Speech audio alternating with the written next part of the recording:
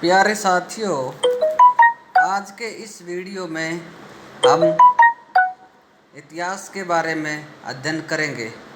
कल जो वीडियो बनाया था उससे आगे का अध्ययन करेंगे। इतिहास को जो जानने के प्रमुख स्रोत होते हैं वेद, उसके बाद प्रमुख साहित्यिक रचनाएं भी इतिहास को जानने का प्रमुख स्रोत होती हैं। जैसे पहली है अष्टधाई। अष्टधाई के रचयिता कौन थे? पाणिनि। यह एक व्याकरण ग्रंथ है। अभी हाल ही में हुई फर्स्ट ग्रेड की पीजीटी की परीक्षा डीएसएसबी की में एक क्वेश्चन आया था, अष्टधाई के लेखक कौन है? पाणिनि। दूसरा क्वेश्चन, मुद्रा राक्षस के लेखक कौन है? विशाखदत्त। यह मौर्य काल के बारे में पर्याप्त जानकारी मिलती है। जो मुद्रा राक्षस पुस्तक है, इसमें मौर्य काल के बारे में पर्याप्त जानकारी मिलती है। तीसरी है महाभाष्य। अष्टधाई पर जो टीका लिखी गई है उसके लेखक है पतंजलि, और यह पुष्पमित्र शुंग के विषय में जानकारी देती है। पुष्पमित्र शुंग के बारे में जानकारी देती है। चौथी बुक है कथा सरित सागर। इसके रचयिता हैं सोमदेव, और यह मौर्य काल के विषय में जानकारी देती। यह सवाल भी डीएसएसबी पीजीटी में आया था हिस्ट्री में। कथा सरित सागर के रचयिता कौन है? सोमदेव। मौर्य काल के विषय में जानकारी मिलती है। उसके बाद है व्रत कथा मंजरी। इसके लेखक क्षेमेंद्र हैं। यह भी मौर्य काल के विषय में जानकारी देती है। उसके बाद है अर्थशास्त्र। यह कौटिल्य द्वारा लिखी गई मौर्य काल के बारे में प्रकाश डालती है। अर्थशास्त्र एक राजनीतिक विज्ञान की पुस्तक है। इसके में राजनीति के बारे में वर्णन मिलता है, और कौटिल्य के अन्य नाम विष्णुगुप्त, चाणक्य आदि थे। उसके बाद है नीतिसार। नीतिसार पुस्तक के लेखक कामानदक हैं, जो गुप्तकालीन राजतंत्र पर कुछ प्रकाश डालती है। ये बहुत महत्वपूर्ण पुस्तक है नीतिसार। इसके लेखक है कामानदक, और यह गुप्तकालीन राजतंत्र पर कुछ प्रकाश डालती है। उसके बाद है मालविकाग्नित्रम। इसके रचयिता कालिदास है, और शुंग वंश के बारे में जानकारी मिलती है। इसको अंडरलाइन कर लो, मालविकाग्निमित्रम। ये कालिदास किस वंश के बारे में जानकारी देती है? शुंग वंश के बारे में जानकारी देती है। यह सवाल एक बार आईएएस के प्रीलिम्स परीक्षा में पूछा गया था।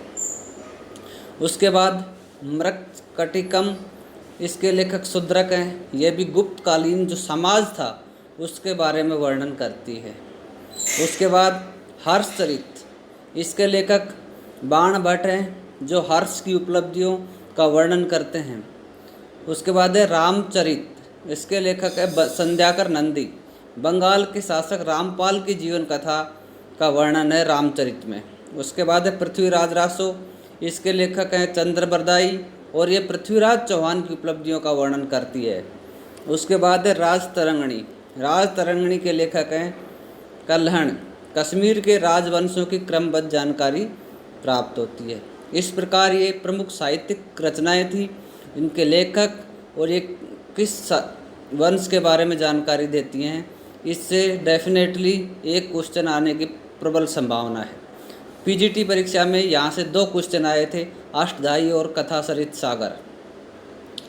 उसके बाद विदेशी साहित्य, विदेशी यात्रियों के वर्णन है। यूनान के प्राचीन लेखकों में टेरियस तथा हेरोडोटस के नाम प्रसिद्ध हैं।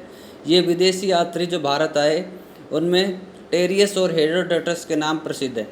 टेरियस ईरान का राजवेद था। टेरियस के वर्णन में अधिकांश कल्पित कहानियाँ हैं जो पूर्णतः अविश्वसनीय हैं। हेरोडोटस को इतिहास का पिता कहा जाता है। इसने 5वीं सदी पूर्व हिस्टोरिका की रचना की। इसमें भारत फारस के वर्णन किया गया है। कई परीक्षाओं में ये पूछा जाता जो हिस्टोरिका पुस्तक है उसमें किसका वर्णन है? भारत और फारस के संबंधों का वर्णन है। सिकंदर के साथ आने वाले लेखक कौन कौन थे? नियार्कस, ओनेसिक्रिटस और अरिस्टोबुलस। सिकंदर के पश्चात लेखकों में 3 राजदूत मेगस्थनीज, डायमेकस और डायनोसिस के नाम उल्लेखनीय हैं। मेगस्थनीज ने इंडिका की रचना की, जो सेल्यूकस निकेटर का राजदूत था।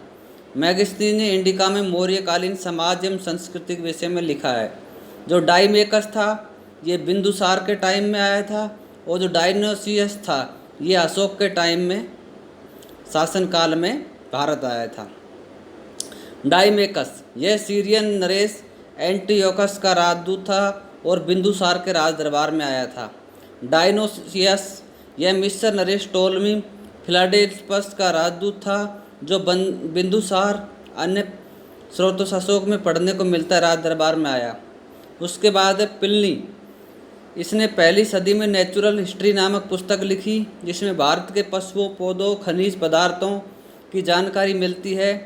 टोलमी की पुस्तक ज्योग्राफी और किसी अज्ञात लेखक की पुस्तक पेरिस ऑफ एरिथ्रियन सी महत्वपूर्ण है क्योंकि इनमें भूगोल की व्यापारिक वस्तुओं के बारे में जानकारी मिलती है।